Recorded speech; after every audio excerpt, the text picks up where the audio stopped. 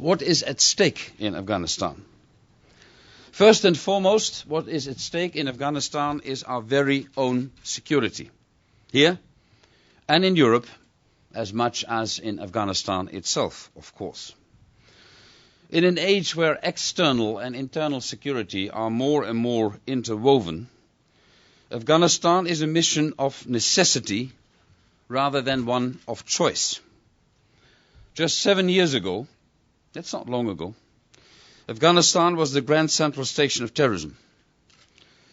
If this mission were not to succeed, and let me be very clear, it is succeeding and it will succeed, Afghanistan would once again pose a clear and present danger to itself, its region, but also to the broader international community. Something else is at stake in Afghanistan, and that is our evolving relationship with Asia. Afghanistan is a fragile country in a tough neighborhood. It borders the Muslim republics of the former Soviet Union. It also borders Iran, Pakistan and China, three nations whose development will have a truly global implication. Each of these countries, and I would also include India, will be affected by the situation in Afghanistan. Pakistan is perhaps the most obvious case. Islamabad has stepped up its support for our mission, and that is appreciated. But the Pakistanis make no secret of their doubts about our stamina. They do not believe that we will be in Afghanistan long enough to turn the tide, and that once we leave, they will be left with the Taliban, as was the case after the Soviet withdrawal. Greater stability in Afghanistan means greater stability in Pakistan, but the opposite is also very true. The likely outcome of a more unstable Pakistan would mean a more unstable Afghanistan. Given the fact that Pakistan is a nuclear power, I don't want to elaborate any more here, except to say that the words Taliban and nuclear do not go together very well. And that brings me to the relationship between the West and Islam. Our engagement in Afghanistan is an engagement for moderate Islam. Every school we built and every development project we protect move this country away from the reach of the jihadists. Let me be clear, we are not implanting our values on the Afghan culture. We are simply giving moderate Islam the chance it deserves. And that is why our engagement in Afghanistan has a truly global aspect. It demonstrates that the international community supports those who want to wrest themselves from the grip of radicals and from the grip of extremists. We are not in Afghanistan to try to impose our own Western social model on a country with a very different culture and a very different tradition. But we are in Afghanistan to help Afghans build a society which respects fundamental universal values. And we can only succeed if the international community and the Afghan government work together as partners on the basis of these shared values. So the stakes are high, higher perhaps than some of us are ready to admit. But this begs the question, and it's an important one, given what we hear, given what we see, given the reports we read here in the US and elsewhere. How are we doing? Are our efforts faltering, as parts of the media seem to imply? Are they even futile, as some segments of the public seem to believe? It is clear that we are engaged in heavy fighting in some parts of the south. There is still widespread corruption around the country, and the opium crop is, to some extent at least, funding the insurgency. These difficulties are real, and we have to face them honestly and squarely. But they are far from insurmountable, nor is the overall situation as gloomy as it may appear. Indeed, for a country that has just emerged from 30 years of war, Afghanistan has made and is making remarkable progress. And there's one word which, in my opinion, we should write with a capital P, whose meaning we seem to forget, whose meaning we seem to lose. And that is the word patience. If you look at Afghanistan today, 2008, and you look at Afghanistan and where it was in 2001, I defend the opinion that Afghanistan has seen and is seeing more than remarkable progress. But if we expect that we can have a Western-style democracy, US or Dutch-style democracy, in 7 years, that is, of course, absurd. We need patience. We need perseverance. And I'm not going to read you statistics today, but it is good to note that almost 7 million refugees have come back. It's good to note that there are 6 million children in school now, of which about a third girls. It is good to know that 82% of the Afghan people have access to health care. It's good to know that we see a banking system developing. It's good to know that we see cell phone companies all over Afghanistan.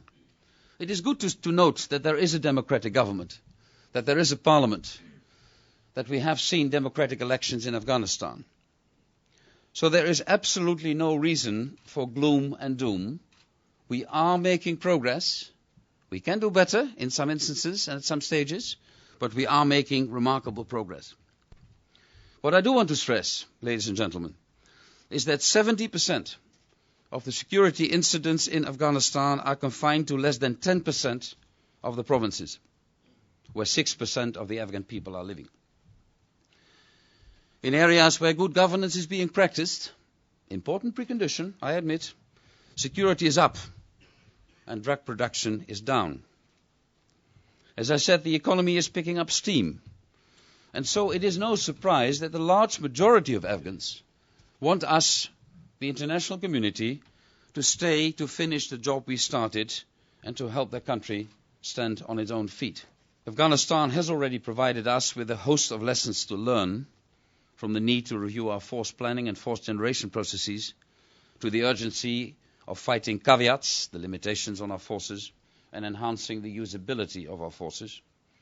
And in that sense, Afghanistan has become a real catalyst for NATO's evolution and transformation, very much like our Balkans engagement was in the 90s. And speaking about the Balkans, 16,000 NATO men and women in uniform are, as we speak, keeping a climate of security and stability in Kosovo for majority Albanians and minority Serbs alike. You've seen the developments in Kosovo. You have noticed the Declaration of Independence. We have seen no mass movement of people up till now. We have seen no refugees. We have seen no inter-ethnic violence. We have seen, unfortunately, unhelpful rhetoric from Belgrade. We have seen, unfortunately, the torching of the US Embassy and attacks on embassy in Belgrade. But KFOR, 16,000 strong, is also doing what it is supposed to do in Kosovo. Guarantee a climate of security and stability, of course, together with UNMIK, the United Nations Police Force, and the Kosovo Police Force. Is that easy? No, it will not always be easy, but KFOR enjoys great confidence all over Kosovo, in every part of Kosovo. And that is also why NATO still plays a role in this volatile and sensitive time for Kosovo and for the region as a whole.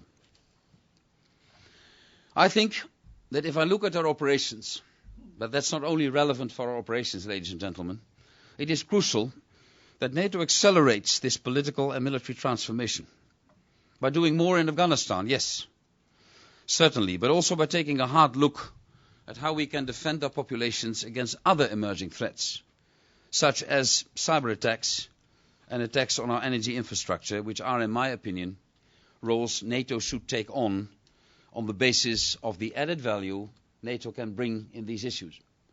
These are issues, energy security, where NATO is not a prime player, doesn't have prime responsibility, because the protection of critical energy infrastructure is first and foremost a national responsibility. The same goes for cyber defense. But NATO can define in these areas its added value, can create benchmarks, can create system of best practices, can prepare itself to assist and to help in times of crises or terrorist attacks. And the same goes when I speak about the 21st century challenges for a discussion NATO is having and will have during the Istanbul summit on the important subject on missile defense. What role can a defense against rogue states launching missiles, what role should NATO play and what role can NATO play, in my opinion, what role NATO has to play in protecting ourselves and our populations against the consequence of missile proliferation. We should also make better use of NATO as a unique forum for transatlantic political dialogue, by building bridges with other institutions and countries across the globe, and last but not least, by helping to fulfill the aspirations of those countries that aspire to membership in NATO. And you know that the theme of NATO enlargement, which will also figure prominently on the Bucharest agenda. Needless to say that in all these areas, the inspiration and the leadership of the country I'm in, the United States of America, will be very important indeed.